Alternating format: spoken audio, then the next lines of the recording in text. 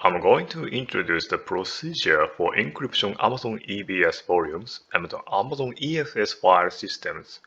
For both EBS volumes and EFS file system, you cannot directly encrypt an existing unencrypted resources. For an EBS volume, you must first create a snapshot and encrypt it when creating a copy of the snapshot. For an ESL file system, you must configure the encryption when you create the copy of the backup. So let's go over each procedure. So first is the EBS. I'm currently on the EC2 console screen, and from the Elastic Volume Store, and I will select the volumes. So and create the new volume. So clicking on the create a new volume. And since this is for hands-on, so I will set the smallest size with 1 GB and leave everything else default. And when I get to the encryption settings, I'm gonna leave the box unchecked to create an unencrypted EBS volume. So I will click on the create the volume. So the volume should be created quickly.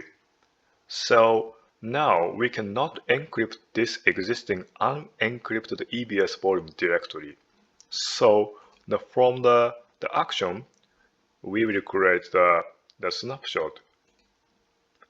For clarity, I'll name it the non-encrypted snapshot and create the snapshot. So let's go to the snapshot page and update to the snapshot status is going to the completed. So okay, after a few seconds, the snapshot status is completed. So now select this non-encrypted snapshot, and from the action, clicking on the copy snapshot. And for the description, I'll name this one the encrypted snapshot, and scrolling down, and you will see the encrypted this snapshot. So I'll check the box to encrypt the snapshot, and use the default KMS key. And this is how you enable the encryption by creating the snapshot and then encrypt the copy of it, and I'll copy the snapshot. Click on the copy snapshot.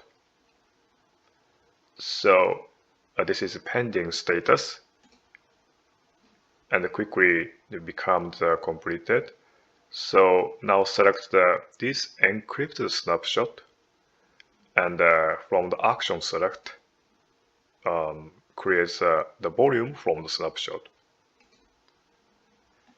Now I leave the settings as default, and you can see the encryption is set. Then you also notice that the encryption option is grayed out.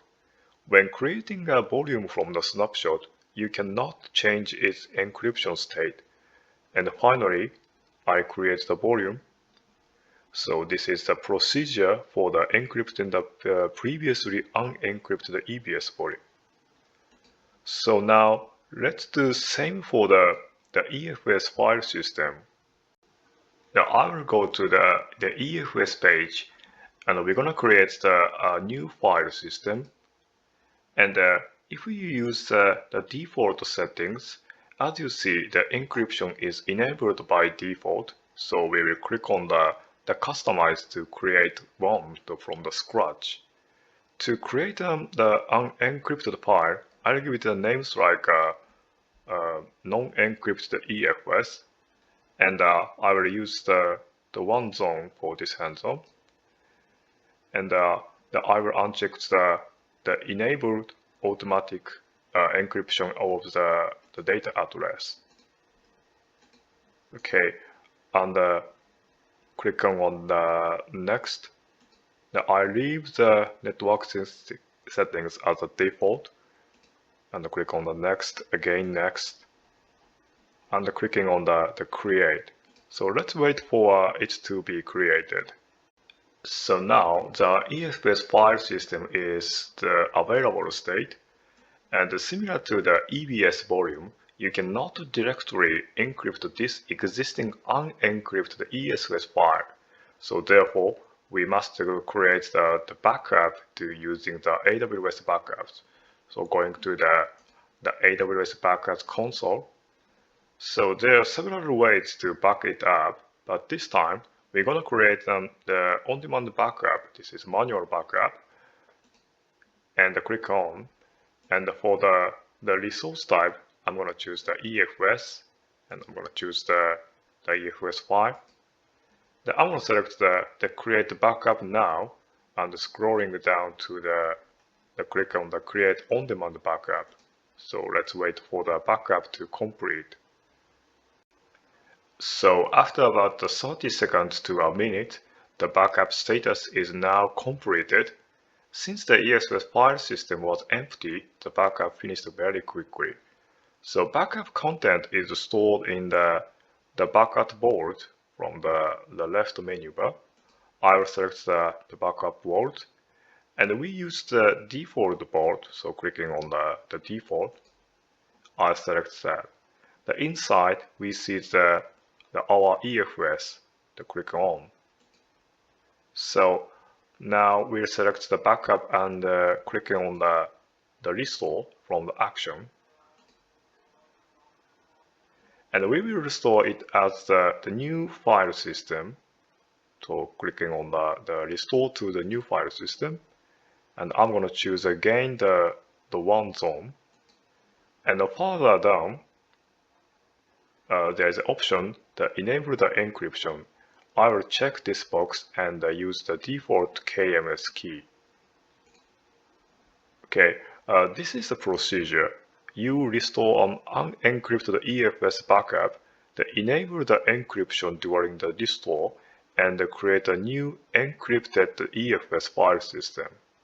So I will click on the restore the backup. And after about a minute, the restore status is now completed.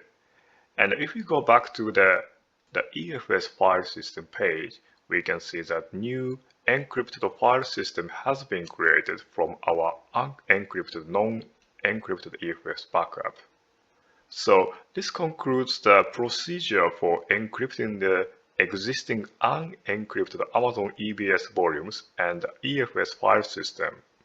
So finally, to cleaning up, you can delete the EFS file system we created from here.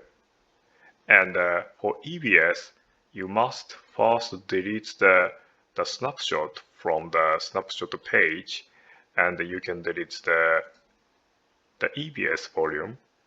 And finally, for the AWS backup, you must go to the vault page and clicking on the default and delete the recovery point from there. So this concludes the explanation.